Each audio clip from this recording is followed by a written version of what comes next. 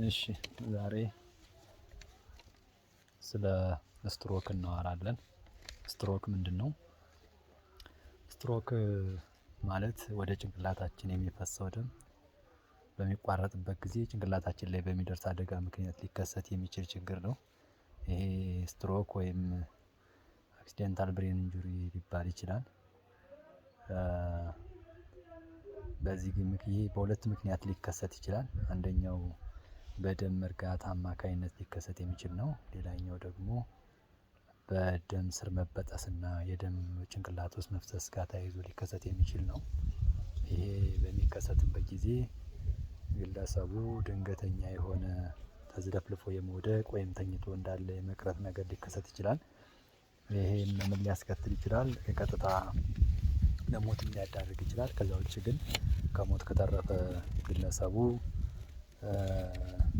የተወሰነ የአንድ በኩል ያለ የሰውነቶቹ እግሩ በአንድ በኩል ያለ አካሉ የመፍዘዝ ችግር ወይም ደግሞ ሄሚፕላጃ ወይም ደግሞ ሄሚፓራሲስ የምንለው ነገር ሊገጥም ይችላል። ሌላኛው እንደተጎዳው የጭንቅላት ክፍል ምን ሊገጥመን ይችላል ማለት ነው? መስማት ላንችል እንችላለን። አፋችን መናገር ላይችል ይችላል። አይናችን ላይ ይችላል። እንደዚህ አይነት ችግሮች ሊገጥሙ ይችላሉ።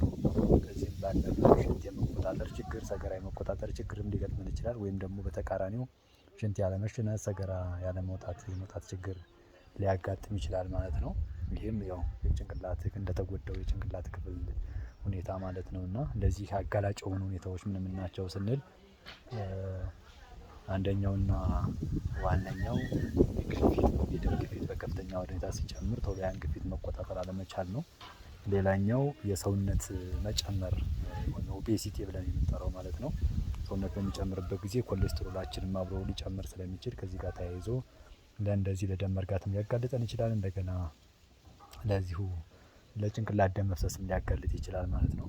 ከዚህ በተጨማሪ የስኳር በተለይ ታይፕ 2 ዲያቤትስ ማለትስ የምንለው ነገርም ለዚህ አጋላጭ በመሆን ሊገለጽ ይችላል ማለት ነው።